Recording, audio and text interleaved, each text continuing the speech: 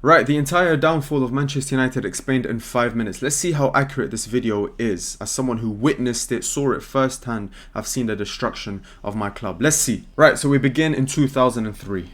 2003, the Glazer Takeover. In 2003, American businessman and owner of the Tampa Bay Buccaneers, Malcolm Glazer, began his takeover of Manchester United.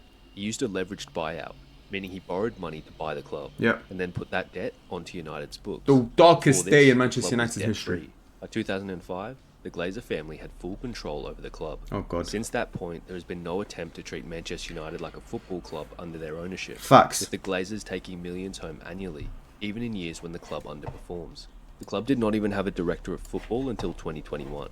No, deep that. Tell me these guys treat us like a football club. We didn't have a director of football until 2021. We had director of finance, we had director of commercial, all that kind of stuff. But football? No, you don't have to worry about that. And by the way, by 2021, probably every team in the league had a director of football. Bar maybe Man United and someone else. That's it. Bro, I'm telling you, we've endured everything. Poor decision making and neglect of infrastructure saw the club slowly being ripped open. Luckily, one man was there to hold it all together in the beginning. Yeah. That man was Sir Alex Ferguson. My dad. With 13 Premier League titles and father. 2 Champions Leagues. Ferguson was a manager and director of football rolled into one. He was everything. The greatest manager England had ever seen. It wasn't hard to predict what would happen when he left. 2013. From Ferguson to Moyes. Shall I be honest with you? I remember 2013 and everything about 2013 so clearly. Everything beyond 2013/2014, my mind is like, I have patches. Genuinely, I'm not even joking. I wish I was joking. Not even about football, by the way. I genuinely think my life peaked around 2013. That was a great year for me. FIFA 13, music was good, Man United, won the league. Like, everything was great. After that... 2012-13, Sir Alex Ferguson called it a day. With no succession plan in place by the owners, Ferguson handed No, although you actually didn't. Moyes. He signed a 6-year contract, but his tenure lasted just 10 months. Moyes faced immediate challenges. He inherited an aging squad, overhauled Ferguson's trusted coaching staff, and struggled in the transfer market. On the pitch, United's football was slow and uninspired as they finished 7th. I thought I was bugging out there. I'm thinking, why the hell is he turning into Roy Hodgson? But it is true. Moyes didn't help himself, but also Fergie leaving the same time as David Gill didn't help. Getting replaced by Ed Woodward didn't help. Had no idea what he was doing in the transfer window. We got rejected, I think, by Cruz, Thiago, Fabregas, Vidal, a few other players. And we ended up with Mario and Fellaini. So, yeah. Missing out on European competition for the first time in nearly 2 decades. Despite moments of promise, including a Champions League quarter-final run, results and performances steadily declined, and he slowly lost both the dressing room and the fans. You are nothing, you are a fool, and you are a waste of time. Good night. Top 3 football reactions of all time, by the way. 2014, LVG. Following the chaos of David Moyes' tenure, Louis van Gaal was seen as a stabilising figure. His reign began with a significant squad overhaul, signing players like Angel Di Maria, Ander Herrera, and later Anthony Martial, while promoting the likes of Marcus Rashford and Jesse Lingard. Alright, I can't lie, man. The LVG era was underrated. I'm not gonna lie. The LVG era, underrated, especially where we are now. But listen, he had problems with the players. We had problems in how we played football. A lot of it was slow, boring, patient, no chance creation. It was horrible to watch at times. But other times, the players that he's mentioning, the squad, Tactically, Van Gaal emphasised possession-based football, but his system was often criticised for being overly rigid, slow, and lacking attacking flair. In his first season, he secured a 4th-place finish and Champions League qualification. The following year, however, the club was eliminated in the group stage of the Champions League and finished 5th in the league. His tenure ended on a bittersweet note. Just 2 days after winning the FA Cup in 2016, he was sacked. 2016, the special one.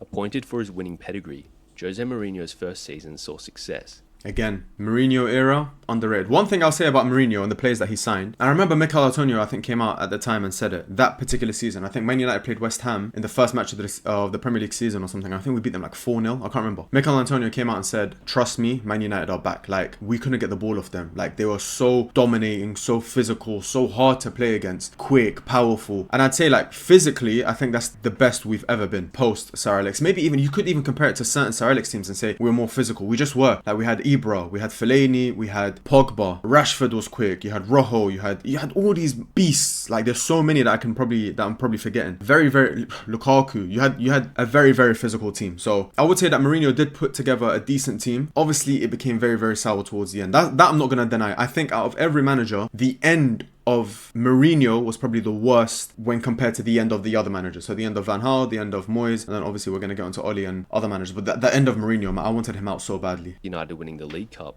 Europa League and Community Shield. Mourinho made high-profile signings, including Paul Pogba, Zlatan Ibrahimovic and Romelu Lukaku.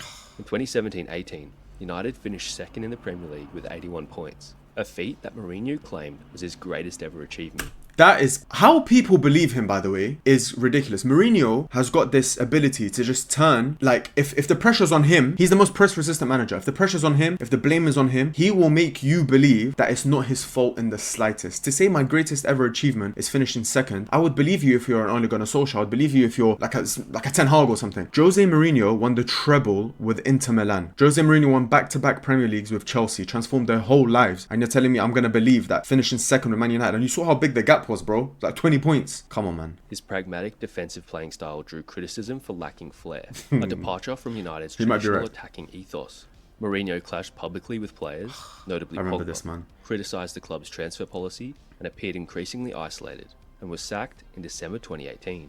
Where they play, if they play, he was spitting. He's an oracle. 2018, Ole's at the wheel. Initially arriving as a caretaker after Jose Mourinho's dismissal, club legend Ole Gunnar Solskjaer quickly lifted the mood. Caretaker manager Ole Gunnar Solskjaer was the best manager Man United have ever had. He's up there with Sir Alex Ferguson. How about that? Obviously, I'm joking, but wow. I think it was like 8 games. Winning his first 8 games and overseeing a remarkable Champions League comeback against PSG.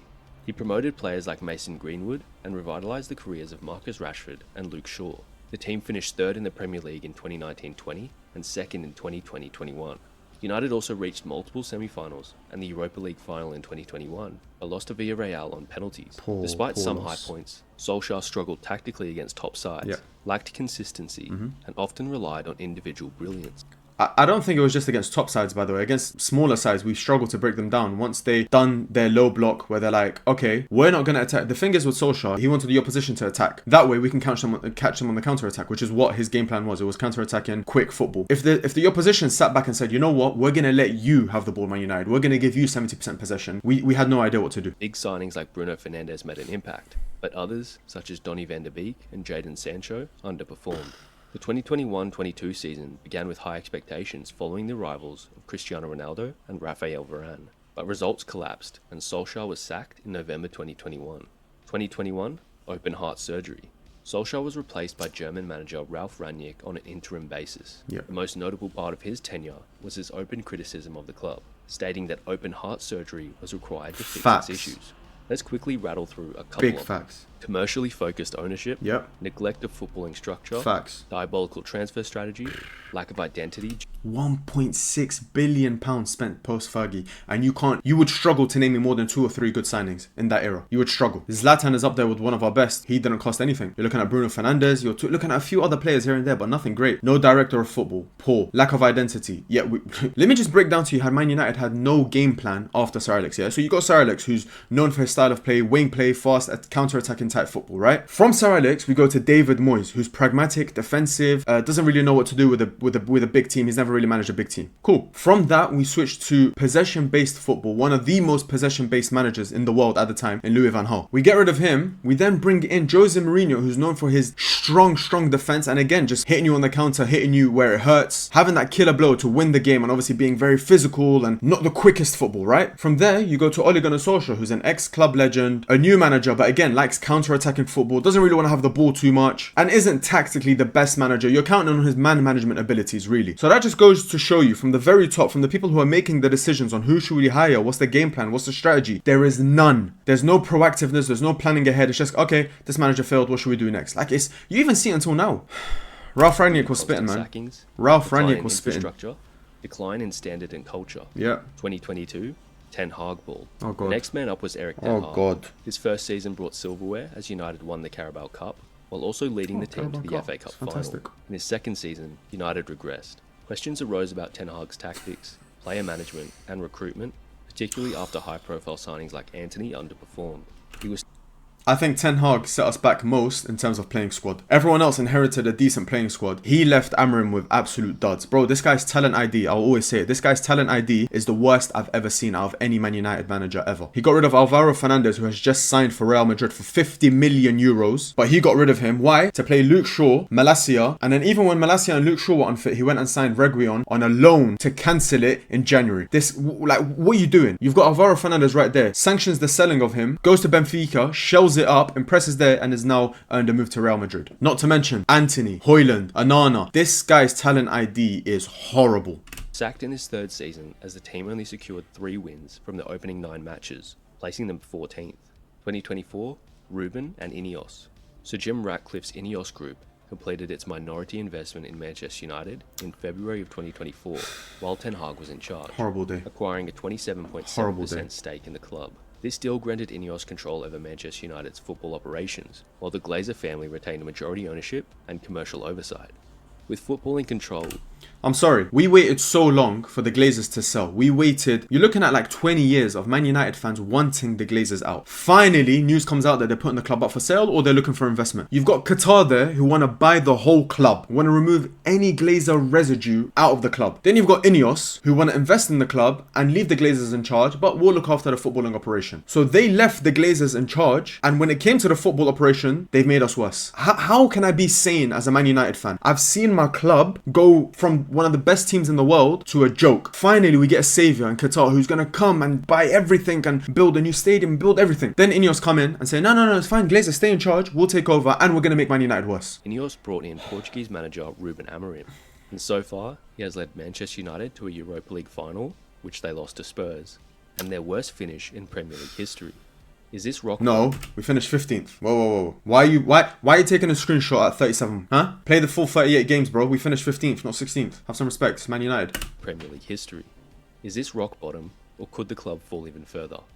Let me know in the comments, and thanks for watching. Good video, man. Would have liked him to maybe delve a bit more into the ownership. You know, we went from David Gill to Ed Woodward to John Murtaugh, and none of these guys are footballing people, by the way. We then bring in Ralf Rangnick, who's one of the best technical directors in the world, is what we're hearing. We suffer to watch Ralf Rangnick ball when he's an interim manager, just so at the end of the season, we have that hope that, okay, at the end of the season, he's going to go up to a director level, like a football operations level, and he's gonna help the club. He's going to help him bring in the right manager, the right players, sell the right players, and he's going to do everything correctly. We put up with Ralf Rangnick ball for that. Just at the end of the season, Ralf Rangnick leaves Man United. You know what that's like? That's genuinely like Ruben Amorim's in right now, signing all his players to build his whole system and then sacking him. Funnily enough, spoiler alert, probably what we're going to do. So if there's any videos that explain the failures at a board or ownership level when it comes to Man United, then please let me know, because I would love to react to those types of videos because I want to get more angry.